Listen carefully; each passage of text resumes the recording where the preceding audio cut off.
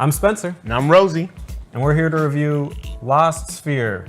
This is for Steam, so PC, PS4, and the Switch? Yeah. I think it came out on those. No. I played it on the PS4. Cool. Lost Sphear is a classic style RPG. It's made by Tokyo RPG Factory. They made I Am Setsuna. If you played that game at all, you'll feel right at home. Except the battle system's a little different. We'll get into that. But it's their attempt again to recreate the 16-bit era of RPGs. Flaws and all. So, gives you the warm, fuzzy feelings when you play, you know? Like, I know. So in this game you play as Kanata. I'm always struggling saying his name because it sounds either like Tanaka, which is a popular Japanese name, or Katana, Which is a Japanese sword. which is a Japanese sword, which he uses.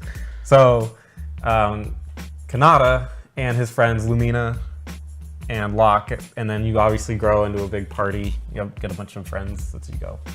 And this grand adventure to restore what has become lost. Okay. Now, what has become lost is random places, people, and things turn white, like a white mist. I thought it was going to be a spear. Yeah. Well, it's spelled S-P-H-E-A-R. So it's like, I think spheres are in it. But basically, the idea is that they become lost. Got ya. And it's due to their memories being wiped away. And you're restoring the memories. Once you can restore the memories, it becomes whole again.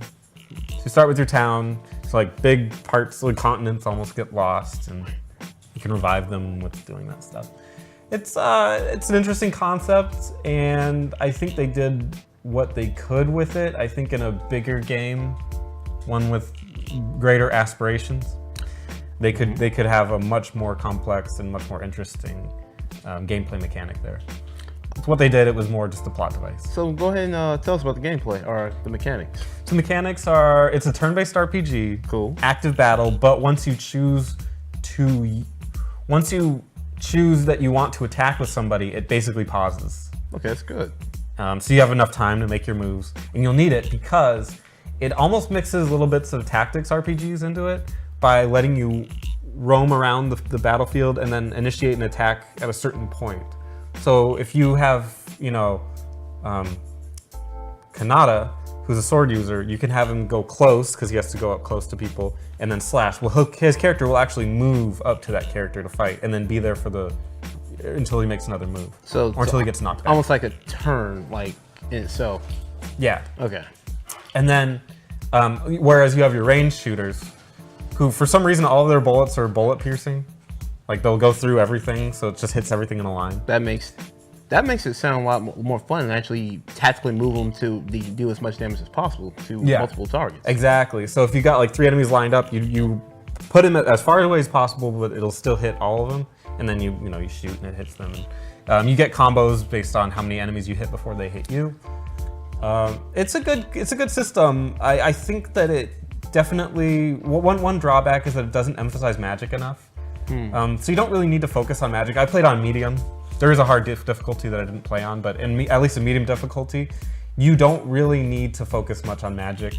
It helps on boss fights, but everything else, it's not important. Not AoE? And magic and AoE? There is AoE magic, but you don't necessarily need it, especially with the guns doing a lot of AoE, and your attacks actually do AoE as well, melee attacks. So it's not really that important. Your gun's a gun blade or a gun explosive, just blowing up as soon as you slash down on people. Absolutely. One other aspect of the gameplay too is that you get into fights based on where you connected with the enemy. Also a carryover from I Am Setsuna. So if you hit them from the back, you get a free turn to do all your moves with their empowered abilities. I was gonna ask. Basically, you have something called momentum, and as you do damage, you gain momentum, and you can use that to empower your abilities. But if you hit them from behind, you get it immediately. And most mobs you beat in the first turn without them having any chance to attack you back. So then how's grinding in that game then? Grinding's very easy. The leveling up is very quick. You don't necessarily see a ton of benefit with grind. I mean, you see the normal, you get stronger health and stats and everything, but your weapons really are most of your statistical bonuses. So that's a huge bonus, is to just upgrade your weapons every time you go to a new town, which is pretty regular. Yeah. That's and again, the magic, school. you can upgrade it, but It's really mostly useful against bosses. Against mobs, it's almost Not worth it. Not worth it at all. And also, when you're leveling up, you gain all your health and MP back. So farming is very, very easy. To just, oh wait, you get all your MP back? Yeah. Every battle? No, after you level up. Oh, okay. And you level up pretty quickly, so it makes farming pretty simple. All right. Well. Graphically, okay. Graphically, it looks nice. I feel like this is one of those drawbacks to the 16-bit style that they were going for, is that it looks good. You wish they would do more with it. Right. Yeah, in 16-bit they didn't have cutscenes. I would have liked to have cutscenes. Like in the the 32-bit era, there were tons of cutscenes and they made the games awesome. Right. I think you could easily put cutscenes in it and it would give the characters a lot more identity. They're trying to make it true to the 16-bit era. Yeah. No cutscenes. Also, I kind of wish that it did less actually making it a world, like a pseudo 3D world, and making it more of the paintings in the backgrounds and like a JPEG in a way, or no, well, kind of, but you know how Final Fantasies and Chrono Cross, it's like it's a painting, right? And then your character walks around in it. And these ones, it's more of like a world, and at times it looks good, like when it you get things going back and forth, and at times it looks bad. Going through dungeons, you can clearly tell that it's like a straight path, and here's a turn. I mean, it's a series of squares put together. That's very 16-bit. Sort of. Chrono Trigger isn't like that. But like the map. And Earthbound isn't like that. The map itself, like the map. Yeah, the map, like where you're walking, you can clearly tell it's a straight corridor, and then it turns, so it goes this way, and then it goes up, and then it splits into. I mean, it's very cookie cutter. Yeah. Very, very cookie cutter, and it really takes you out of that feeling that you're in that world. Is it at least vibrant? Like the colors, I mean. Color's great. The colors have a soft glow to it.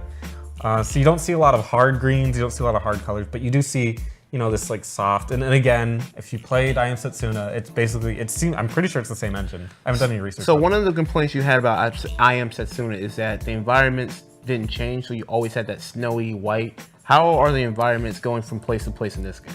Yeah, in this one they change a lot, which is good. Okay. I mean, it's usually green, but it varies. It has some snowy places, it has some red places, and I think you get to see the power of the engine with that. Again, I just wish that they made risky. Things more how they were in those games. And Chrono Trigger was like that, where it was a drawing in the background. I'm playing through it right now for obvious reasons. And you can really see the style, the influence they had on the then 32-bit games. Yeah. So I wish they would focus more on that. But right. How about that sound design? How's the music? Music is okay. I have one caveat, but the music is great. Okay. Music is phenomenal. It's again like a lot of piano tracks mixed with some symphonics. My only downgrade to the music is that it's not used very smartly. You'll see it being used in important scenes, but maybe the music of the town isn't important.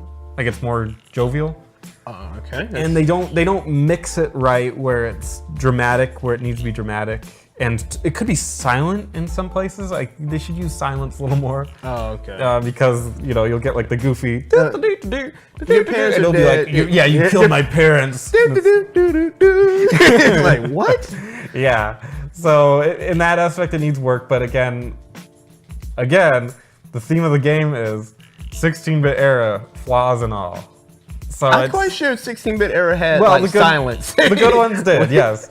But this one, it's like it's just the game as it is, and not a lot of bells and whistles. So you're taking with it what you will, but it is $50. It's $50. Yeah. Oh. So as far as pros, the battle system's great. The graphics are good for what they are. It's nice to see a game that looks like that, because not a lot of games look like that right now. And the sound is really good, if odd at times. Yeah. The downgrades are the dialogue is really bad.